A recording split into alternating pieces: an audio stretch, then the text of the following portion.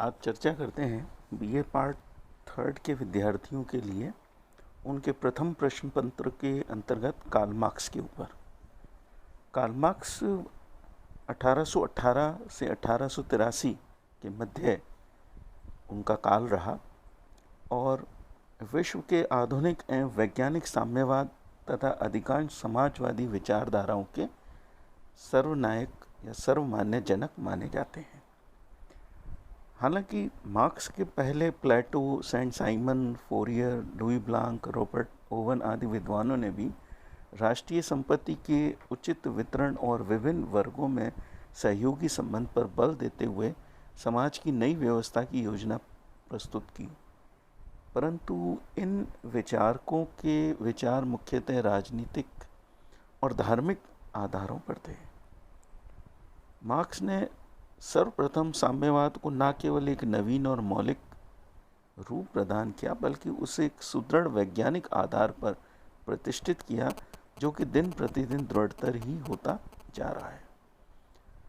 आज शायद ही कोई ऐसा राष्ट्र या देश होगा जहां इस वाद को मानने वाले लोग ना हो। समग्र संसार में श्रमिकों, क्रांतिकारी आंदोलन मार्क्स के प्रभावशाली विचारों से प्रभावित हुए, इसलिए उन्हें अंतर्राष्ट्रीय सर्वहारा के महान शिक्षक और नेता भी कहा जाता है। कार्ल मार्क्स का जन्म एक ट्रियर नगर में, जो कि प्रशिया में था, 5 मई 1818 में इनका जन्म हुआ। इनके पिता वकील थे और उन्होंने ईसाई धर्म ग्रहण कर लिया था। मार्क्स की शिक्षा 1830 से 1835 तक ट्रियर के एक अच्छे स्कूल, ट्रियर जिम्नेजियम में होती रही। उन्होंने अपने स्कूल की अंतिम परीक्षा के लिए एक निबंध चुना। उसका शीर्ष था पेशा चुनने के संबंध में एक तरुण के विचार।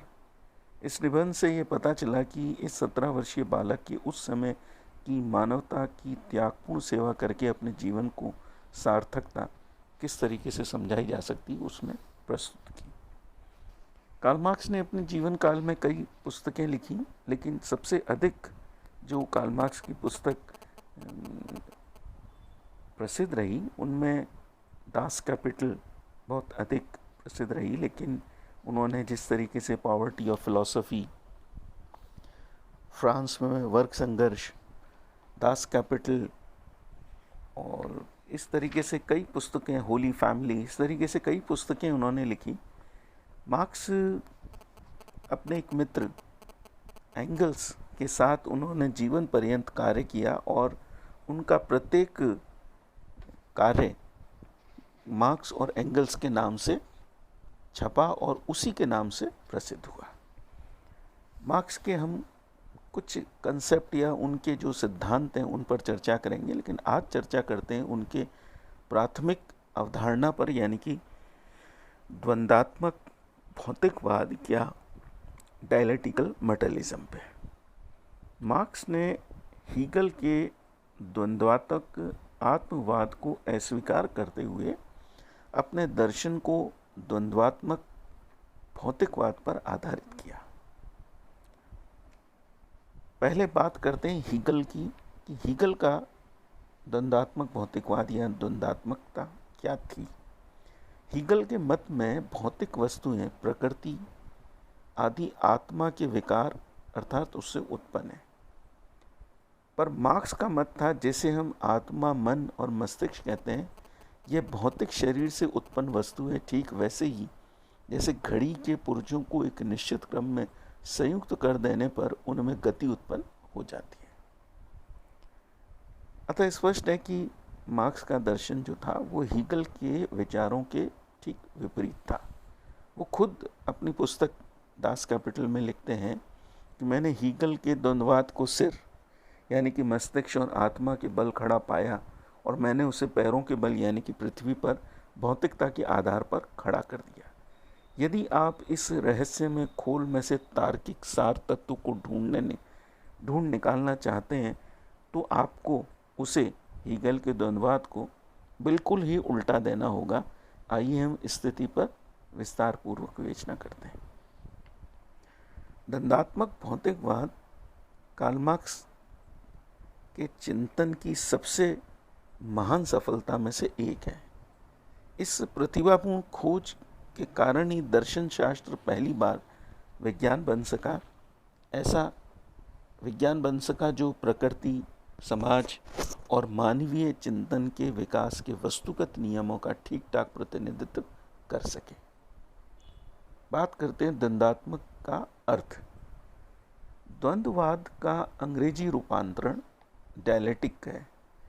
यूनानी शब्द डायलॉस से बना है, जिसका अर्थ होता है बातचीत करना या तर्क वितर्क करना। प्राचीन समय में द्वंद्ववाद तर्क वितर्क के दौरान प्रतिवादी द्वारा प्रस्तुत तर्क या युक्ति में विरोधों को बताकर तथा उनको समाधान करके सत्य तक पहुंचने की कला होती थी। अब बात करते हैं हीगल के द्वंद्ववाद की। हीगल का द्वंद्ववाद प्रणाली जो है वो बुद्धि संगत तत्व है।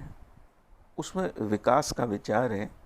आप घटना और घटना प्रभाव को एक दूसरे के संदर्भ में उनके पारस्परिक संबंधों और एक दूसरे पर निर्भर रहने की पृष्ठभूमि में देखते हैं।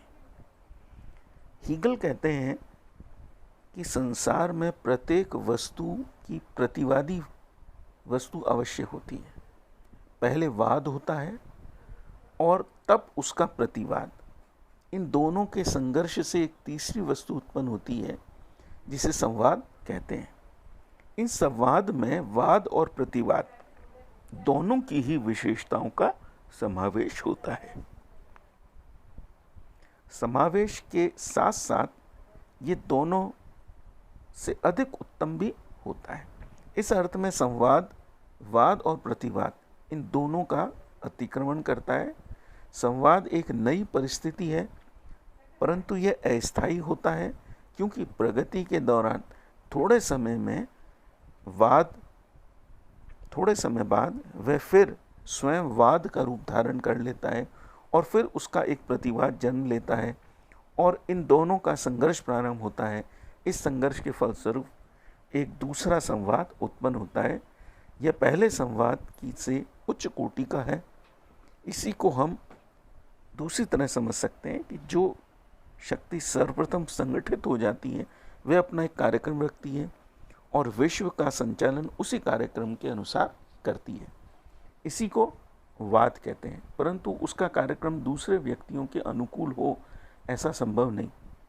ऐसी परिस्थिति में समय बीतने पर उन प्रतिकूलों की संख्या बढ़ जाती है और धीरे धीरे उनका संगठन हो जाता है। संगठित होकर वे पूर्व कार्यक्रम का विरोध करते हुए एक नवीन कार्यक्रम को उपस्थित करते हैं। इसको प्रतिवाद कहा जाता है। हीगल के उपरांत द्वंद्ववाद के विपरीत तात्विक विचार प्रणाली, जो कि हीगल से पहले प्रचलित थी, विश्व की ऐसी वस्तुओं और घटना प्रभावों का एक आकस्मिक संग्रह मानती थी जो एक दूसरे के बिल्कुल अलग अलग, अपरिवर्तनशील और चिरंतन हो। इसलिए तात्विक विचारधारा की तुलना में हीगल की द्वंद्वात्मक प्रणाली प्रगतिशील है। लेकिन हीगल की दार्शनिक प्रणाली आत्मवादी, आदर्शवादी या भाववादी है। हीगल का विश्वास है कि प्रकृति और समाज का विकास निरपेक्ष विचारों से ही शासित होता है। हीगल ने प्रत्येक चीज को उलट पुलट किया, यथार्थ विकास के स्थान पर विचार के आत्म विकास को और वस्तुओं के द्वंद्ववाद के स्थान पर विचार के द्वंद्ववाद को बिठाया। मार्क्स ने इन कमियों को दूर किया। अब बात करते हैं कार्ल मार्क्स के द्वंद्वात्मक भौतिकवाद की। मार्क्सवादी द्वंद्वात्मक भौतिकवाद में हीगल द्वंद्ववाद की कुछ छाया जरूर दिखाई देती है, पर वह इस अर्थ में कि मार्क्स ने हीगल के द्वंद्वात्मक विकासवाद को तो मान्यता दी, परंतु उसके आधार या कारण को अर्थात आत्मनिरपेक्ष विचार आदि के सिद्धांत को पूर्णतः अस्वीकार किया। अस्वीकार करने का प्रमुख कारण मार्क्स का विश्वास था कि हीगल ने अपने द्वंद्ववाद में वास्तविक अथवा प्रयोगसिद्ध तथ्यों पर बिल्कुल ध्यान नहीं दिया। मार्क्स का कथन है कि उस वैषयिक व भौतिक दुनिया की हीगल ने अवहेलना की जिसमें हीगल रहते हुए और जिससे उन्हें हुष्टपुष्ट बनने और जीविका पालन व अन्य उपलब्ध साधन उपलब्ध हुए, जिसके फलस्वरूप मस्तिष्क के साथ उनके शरीर का अस्तित्व बना रहा एवं उनके लिए दार्शनिक विचार व्यक्त करना संभव हुआ। साथ ही हीगल उस दुनिया को भी भूल गए जिससे उन्हें अपने विचारों व उससे संबंधित नियमों की अंतर्वस्तु प्राप्त हुई। यह तो वही वास्तविक दुनिया है जिसके कारण हीगल का वर्णन संभव हुआ। परंतु हीगल ने तो ये मान लेने की भूल की कि उनके दर्शन के कारण ही दुनिया संभव हुई है। मस्तिष्क अपनी कल्पना पर पंख लगाकर उन्मुक्त आकाश में जितना चाहे उड़ सकता है, परंतु उसके पैर सदा ही धरती पर टिके रहेंगे। टहनी केवल शाख पर ही उगती है। संक्षेप में हीगल के अनुसार मानव समाज की निरंतर प्रगति द्वंद्वात्मक प्रणाली से होती रही है। इस प्रगति में विचारों का प्रमुख स्थान है। हीगल के अनुसार ब्रह्म जगत अभ्यांतरिक विचारों का ही प्रतिबिंब है, परंतु मार्क्स ने भौतिक संसार को कारण माना। मार्क्स के द्वंद्वात्मक सिद्धांत का आधार जो था वह भौतिकवादी है। अपने भौतिकवाद की चर्चा करते हुए मार्क्स तथा एंगल्स ने फायरबक के नाम का उल्लेख किया। फायरबक ने हीगल के द्वंद्ववाद का बिल्कुल खंडन तो कर दिया था, इसके विपरीत मार्क्स ने आलोचनात्मक दृष्टि से उसमें संशोधन किया। मार्क्स ने विज्ञान, खास तौर पर प्राकृतिक विज्ञान द्वारा प्रदत्त सामग्री के आधार पर भौतिकवाद और द्वंद्ववाद को एक सुसंबद्ध विश्व दर्शन के रूप में प्रस्तुत करने का उद्देश्य से हीगल के द्वंद्ववाद की काया पलट करना प्रारंभ कर दी। कार्ल मार्क्स स्वयं मानते हैं कि मेरी द्वंद्वात्मक प्रणाली हीगल की प्रणाली से न केवल भिन्न है, वरन उससे बिल्कुल विपरीत है।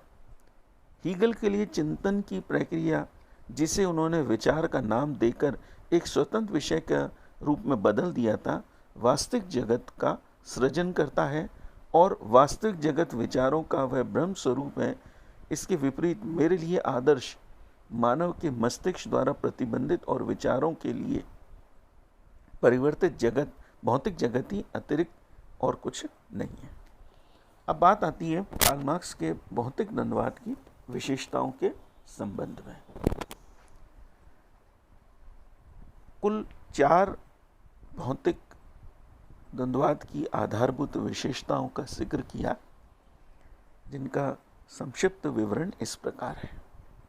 पहला, तत्वशास्त्र के विपरीत मार्क्सवादी द्वंद्ववाद प्रकृति को ऐसी वस्तुओं और घटना प्रभावों का एक आकस्मिक संग्रह कदापि नहीं मानता, जो एक दूसरे के बिल्कुल अलग अलग, असंबंधित तथा स्वतंत्र हो।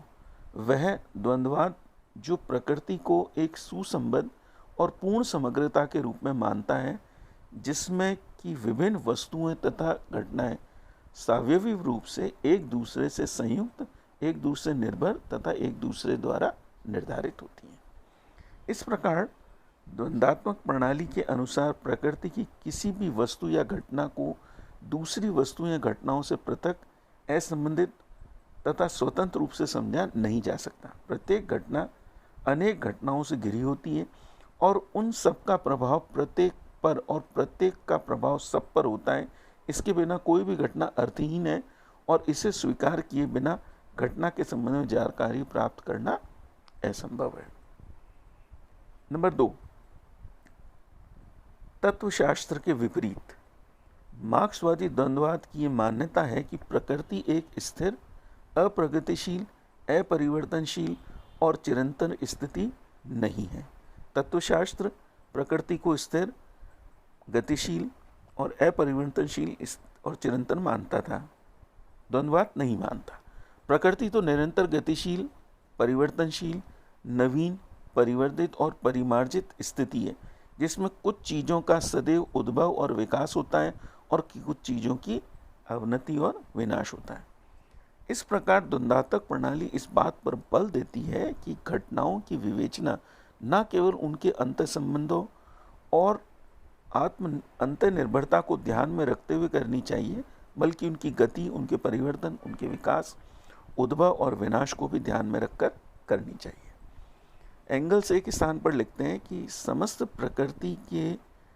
प्रकृति के छोटे से लेकर बड़े तक, बालू कण से लेकर सूर्य तक, वाह्य कणों से लेकर व्यक्ति तक आने और जाने की एक निरंतर स्थिति में निरंतर प्रभाव है। अनवरत गति तथा परिवर्तन की स्थिति में संक्षेप में संसार में और प्रकृति में सब कुछ अस्थायी, गतिशील और परिवर्तनशील है। ठीक है। नंबर 3, तत्वशास्त्र के विपरीत मार्क्सवादी द्वंद्ववाद यह विश्वास नहीं करता कि विकास की प्रक्रिया एक सरल प्रक्रिया है, जिसमें कि परिमाणात्मक परिवर्तन से गुणात्मक परिवर्तन नहीं होते। मार्क्सवादी द्वंद्ववाद के अनुसार छोटे से छोटे परिमाणात्मक परिवर्तन से बड़ा गुणात्मक परिवर्तन भी संभव हो सकता है, परंतु ये विकास या परिवर्तन धीरे धीरे या सरल तरीके से नहीं होते, बल्कि शीघ्रता से और एकाएक होते हैं, मानो एक स्थिति से दूसरी स्थिति को छलांग मारते हैं। साथ ही ये इत्तेफाक से घटित नहीं होते, वरन परिणाम स्वरूप परिवर्तनों के संचित होने के स्वाभाविक परिणाम स्वरूप होते हैं। इस प्रकार द्वंद्वात्मक प्रणाली यह स्पष्ट करती है कि विकास की प्रक्रिया को एक चक्रवत गति के रूप में नहीं समझ सकते। विकास की प्रक्रिया केवल उसी की पुनरावृत्ति नहीं जो पहले घटित हो चुका है। द्वंद्ववाद के अनुसार विकास की गति निरंतर आगे बढ़ती हुई ऊपर चढ़ती रेखा की भांति है। 4th पॉइंट है इसमें, तत्वशास्त्र के विपरीत द्वंद्ववाद के अनुसार समस्त वस्तुओं और प्रकृति की घटनाओं में आंतरिक विरोध स्वाभाविक होता है, क्योंकि उन सबका विलोमावाद और अनुलोमात्मक पक्ष या वाद और प्रतिवाद, भूत और भविष्य, विनाशोन्मुखता और प्रगतिशील अर्थात विनाश और विकास दोनों ही पक्ष होते हैं।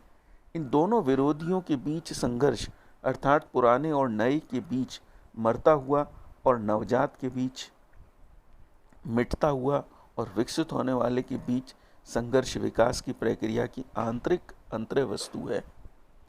अतः संक्षेप में द्वंद्ववाद के अनुसार विकास आंतरिक विरोध या संघर्ष द्वारा ही संचालित होता है। वास्तविक अर्थ में द्वंद्ववाद, जैसा कि लेनिन ने कहा, वस्तुओं में निहित आंतरिक विरोध का अध्ययन है। इस प्रकार द्वंद्ववाद के अनुसार प्रत्येक विकास में वाद, प्रतिवाद, संवाद ये 3 अवस्थाएं होती हैं। प्रत्येक अवस्था अपने पूर्व की अवस्था का विलोम या निषेध होती है। प्रत्येक अवस्था के अंत में थोड़ा सा ऊपर उठ जाते हैं और जहाँ भी चले थे फिर वहीं नहीं पहुँच जाते, अपितु उच्च स्तर पर उठ जाते हैं। समस्त प्रकृति में इसी प्रकार का परिवर्तन चल रहा है। बोया हुआ अनाज का दाना सड़ जाता है, प्रथम निषेध। उससे अंकुर निकलता है और बढ़कर पौधा बन जाता है जिसमें बाली लगती है, प्रथम निषेध का निषेध। फिर पौधा सूख जाता है, द्वितीय निषेध का निषेध। और फलस्वरूप पकी बाली से कई दाने निकलते हैं। निरिंद्रिय दृष्टि से देखें तो धूप, शीत, वायु के चट्टान चूर्ण होते हैं। इस प्रकार से उन्होंने अपनी बात को इस उदाहरण के माध्यम से समझाने की चेष्टा की। संक्षेप में यही मार्क्सवादी द्वंद्ववाद प्रणाली की प्रमुख विशेषता है। द्वंद्ववाद के विषय में समझ लेने के पश्चात मार्क्सवादी द्वंद्ववाद के संबंध में भी 2 शब्द कहे जाना उचित होगा। जैसा कि प्रारंभ में ही बताया कि मार्क्सवादी भौतिकवाद आदर्शवादी दर्शन के बिल्कुल विपरीत है। इस कारण भौतिकवाद आदर्शवाद की भांति यह विश्वास नहीं करता कि संसार निरपेक्ष विचार विश्वात्मा का मूर्त रूप है।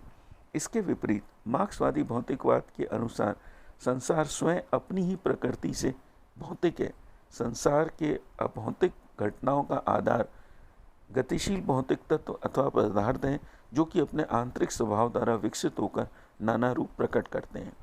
यह विकास भौतिक पदार्थ से ही निहित एक आंतरिक विरोध द्वारा संचालित होता है। घटनाओं में अंतः संबंध और अंतर्निर्भरता गतिशील पदार्थों के विकास का एक नियम है और इसी गतिशीलता नियम के आधार पर संसार विकसित होता है। इसके लिए विश्वात्मा की आवश्यकता नहीं होती है। इस तरह से हम बात आज समाप्त करते हैं कार्ल मार्क्स के भौतिक तंत्रवाद पर।